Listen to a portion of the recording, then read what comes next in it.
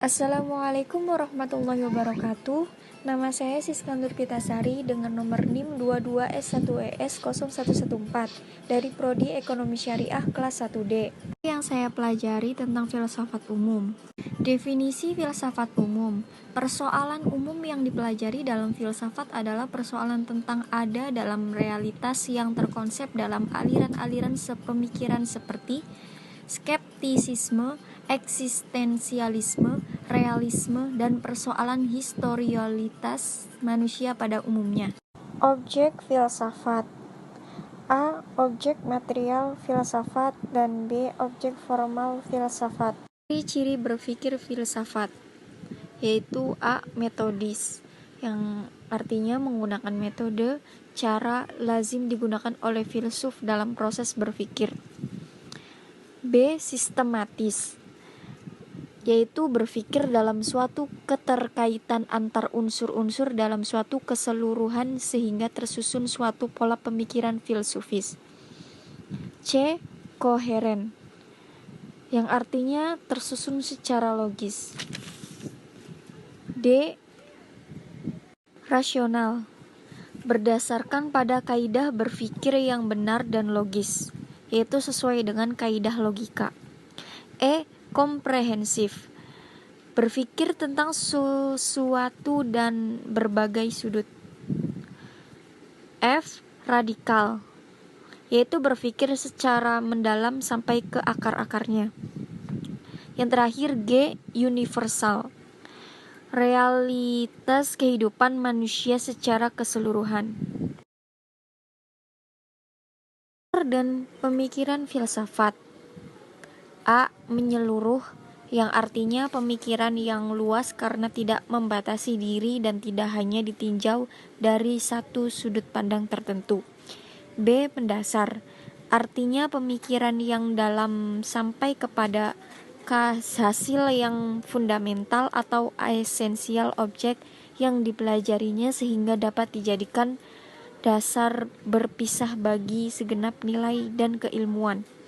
C. Spekulatif, artinya hasil pemikiran yang diperoleh dijadikan dasar bagi pemikiran selanjutnya.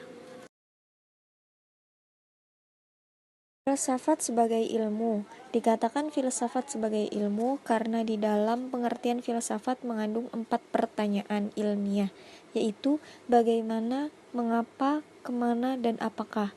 Pertanyaan bagaimana menanyakan sifat-sifat yang dapat ditangkap atau yang tampak oleh indera. Jawaban atau pengetahuan yang diperoleh bersifat deskriptif, yaitu penggambaran.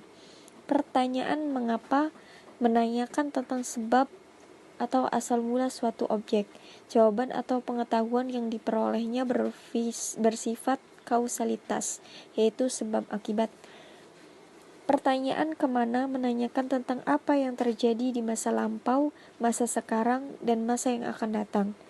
Jawaban yang diperoleh ada 3 jenis pengetahuan, yaitu pertama, pengetahuan yang timbul dari hal-hal yang selalu berulang-ulang atau kebiasaan yang nantinya pengetahuan tersebut dapat dijadikan sebagai pedoman.